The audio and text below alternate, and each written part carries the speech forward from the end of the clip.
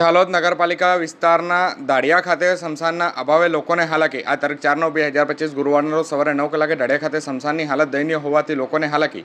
હાલોદ નગરપાલિકા વિસ્તારના ward number 1માં આવેલા દાડિયા મુકામે રહેતા સ્થાનિકો દ્વારા સ્મશાન બનાવવા માટે લોકમાંગ ઉઠવા પામી છે. હાલ નગરપાલિકા વિસ્તારમાં આવેલા દાડિયા મુકામે ત્યાં રહેતા સ્થાનિકોના કહેવા મુજબ અહીંયા વર્ષોથી સ્મશાન નથી અને જે સ્મશાન છે તેની હાલત એકદમ ખરાબ છે. આઝાદીના 77 વર્ષ ઉપરાંત થઈ ગયા છતાં પણ વિસ્તારની પ્રથમ સુવિધા એવું સ્મશાન તેની હાલત ગુલામી કાળની યાદ આવી રહી છે. ત્યારે સરકાર દ્વારા નગરપાલિકા વિસ્તારના સ્થાનિકોને વિકાસ અને પ્રાથમિક તેમજ પાયાની સુવિધાઓ માટે કરોડો ખર્ચવામાં આવી રહ્યા છે, પરંતુ અહીં રહેતા સ્થાનિકોનું કહેવું છે કે કેટલાય વાર સ્મશાન બનાવવા માટેની માંગ કરવામાં આવી, પરંતુ આજ દિન સુધી કોઈ પણ સ્મશાન બનાવવા માટેની કામગીરી હાથ ધરવામાં આવતું નથી અને પાલિકા પાયાની સુવિધાને અવગણતી હોય એવું લાગી રહ્યું છે. હાલોદ નગરપાલિકા વિસ્તારના દાડિયા મુકામે આજરોજ એક વ્યક્તિનો અવસાન થતાં તેની ત્યાંથી પસાર થતા લોકો જોવા મળ્યા હતા અને સ્કૂલની સામે સ્મશાન તરફ જતો રસ્તો પણ કાચો ઉબડ-ખાબડ હોવાના કારણે સ્મશાન જવા માટે પણ લોકોને એકમાત્ર રસ્તો વરસાદી માહોલમાં જે કહી શકાય કે સુવિધાનો અભાવ જોવા મળી રહ્યો હતો. આ કાચા રસ્તા પરથી સ્મશાન જતા એક પગદંડી આવેલ છે, જે સ્મશાન જતા માટેનો એકમાત્ર રસ્તો છે તેવું સ્થાનિકોનું કહેવું છે. અને આ પગદંડી વ્યક્તિ પર એક વ્યક્તિને ચાલવામાં તકલીફ પડતી હોય, ત્યાં તો કોઈનું મૃત્યુ થાય તો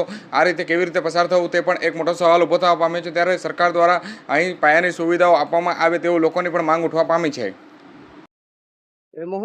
સાહેબ, અમારે દાડિયાની એક જ માંગ છે કે અમારે જે અત્યારે સ્મશાન છે એ સ્મશાનમાં એવી રીતે પરિસ્થિતિ છે કે ખરાબ પરિસ્થિતિ છે. અમે આટલા વર્ષો વીતી ગયા છે, અમારા બાપ દાદાએ આવી રીતના જીવન કાઢ્યો અને અમે હમણાં હાલમાં નગરપાલિકા વિસ્તારમાં રહીએ. નગરપાલિકા વિસ્તારમાં ચૂંટાયેલા સભ્યને અમે વારંવાર જાણ કરીએ છીએ અમારો સ્મશાન ઘાટ બનાવો.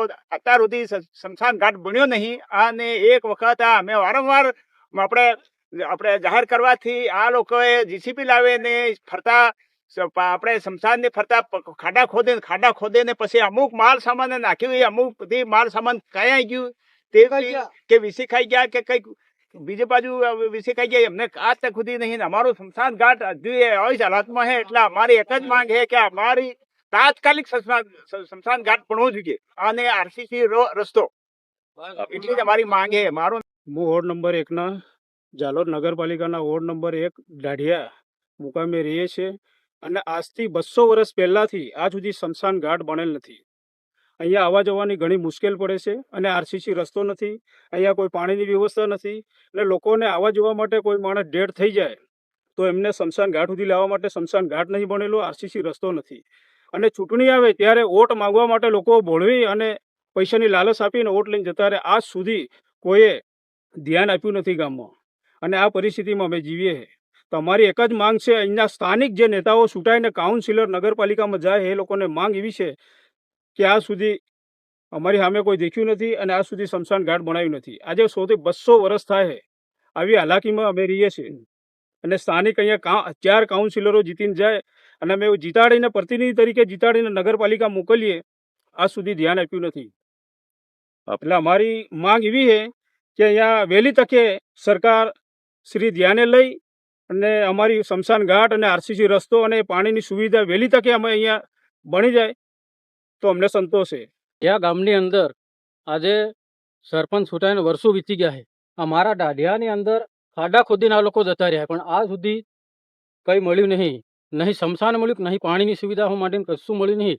અમારી એટલી માંગ છે કે જેટલા બી નગરપાલિકા 1 નંબર વોર્ડના સરપંચ છે એમને એટલી માંગ છે કે અમારું સરપંચ સ્મશાન બનાવે, એટલી અમારી માંગ છે. આરસીસી રોડ બી હજુ થયો નહીં અહીંયા ને બધાએ આવી જ પરિસ્થિતિમાં જીવે અહીં. દાઢિયા નગરપાલિકાના 1 નંબર વોર્ડમાં અંદર કોઈ માણસ કોઈનું સાંભળતું બી નથી ને અમારી એટલી માંગ છે કે આ બધા જેટલા બી આ આદિવાસી છે અમારા માણસો, કોઈ સુવિધા થતી નથી 1 નંબર રોડમાં. વર્ષો વીતી ગયા છે. આ પાયા ખોદાડ્યા ને પાયા ખોદાડીને કઈ જતા રહ્યા હતા. એ અમને અમારી માંગ છે કે અમારું બધું અમારા ગામને કોઈ સુવિધા નથી. આજ સુધી અમે પંચાયત ગામમાં રહીએ છીએ તો અમારી કોઈ સુવિધા નથી. તમારા જે બી કાઉન્સિલર હોય એમને જાહેર કરજો કે ભાઈ આ સુવિધા તમે પહેલી થકી મારી વાત કરજો.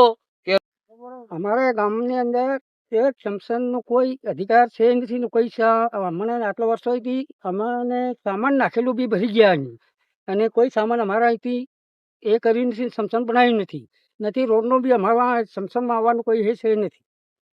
આપનું નામ? વિક્રમભાઈ બલજીભાઈ.